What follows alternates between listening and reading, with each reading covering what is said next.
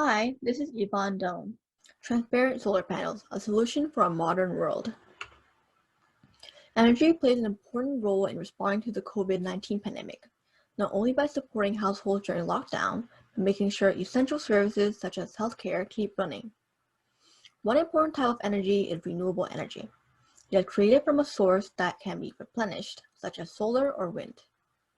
To ensure that we accomplish the United Nations Sustainable Development Goal of having affordable and clean energy for everyone by 2030, protecting the renewable energy industry and its contribution must be a priority. Transparent solar panels are a new type of technology that allows sunlight to be able to pass through the panel while also creating energy. Applying these panels to infrastructure is a large step in towards our goal as it makes renewable energy more versatile.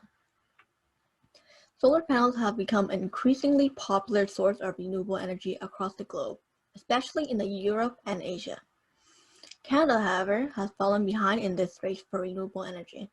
Countries such as Germany, the UK, and Vietnam are also doing its best to keep up, installing more solar panels than Canada currently has.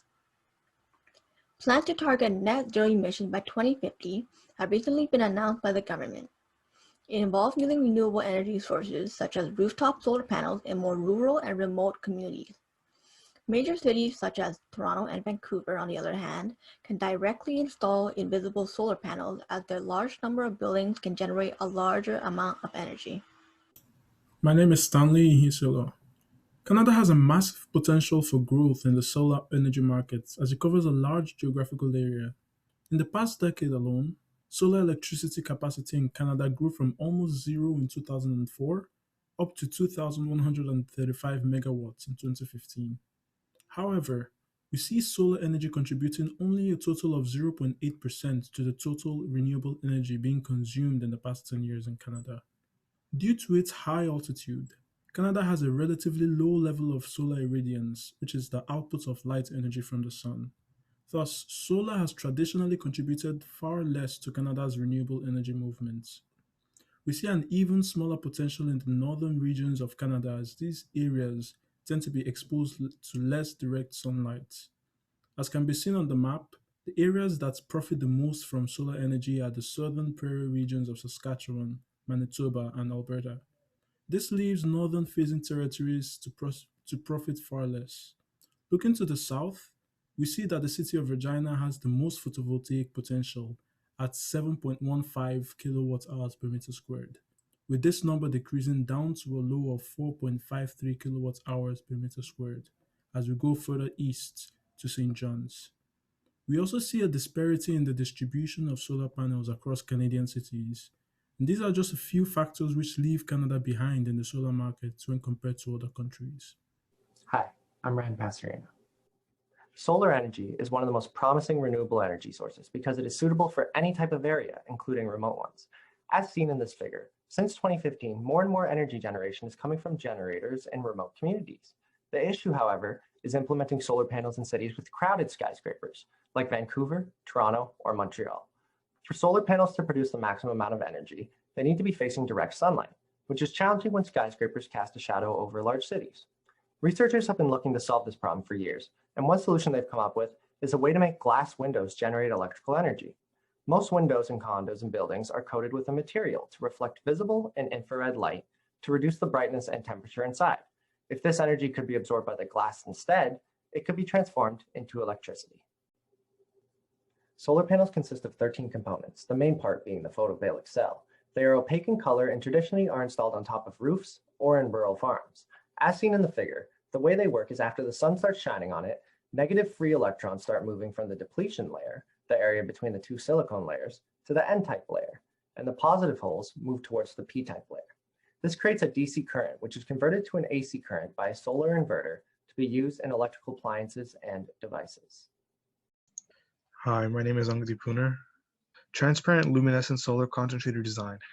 Researchers from Michigan State University has developed the TLSC design from organic salts, which selectively harnesses a solar spectrum portion, and it's invisible that only lets regular visible light through. The design structure is provided in the figure on the PowerPoint. The invisible UV and infrared light wavelength glows as an extra invisible wavelength. It is then moved to the window's edge, and is converted into electricity by the thin PV solar cell strips. This design is currently held the world record for efficiency of 8.1% and transparency of 43.3%. Titanium dioxide and nickel oxide design. Another approach from a group of researchers from Incheon National University recently by using different type of semiconductors instead of silicon and are manufactured at low temperatures. TiO2 for an N-type and NiO for a P-type. The design structure is shown in the figure in the PowerPoint, and with a high visual light transmission rate, NiO is deposited while TiO2 works as the UV light absorber. Although these two materials make the design suitable for transparency and eco-friendly, the power conversion efficiency is still low at 2.1%. My name is Van Fan. To keep up with other parts of Canada in using renewable energy, transparent solar technology is the best possible solution for the urban cities. Take Toronto as an example. With a total of 157 skyscrapers, there is a high potential for them to become energy producers instead of being consumers. Since the physical footprint of buildings is usually bigger than the rooftop, the windows can capture the energy from the sun, then generate and provide energy for the people living in them. However, the rate of energy efficiency of transparent panel is still considered low, and the cost of manufacturing is high compared to the traditional design, which makes it not affordable. To conclude, 70% of the world population is predicted to live in urban cities in 2070 according to the UN. With this large amount of people living in urban cities, providing renewable energy is necessary to ensure this city more sustainable. As mentioned at the beginning, Canada is currently behind on solar energy rate because of its uneven solar radiation distribution and consumer demands across the country. This problem, however, could be resolved by replacing the traditional coated window with solar ones. Every building has high potential to become solar producers, generating free clean energy, which help to tackle the UN Sustainable Goal 7. There are many benefits, improving economic performance, increasing the rate of job growth, and providing better health. And that's the end of our presentation. This is the references. Thank you so much for listening.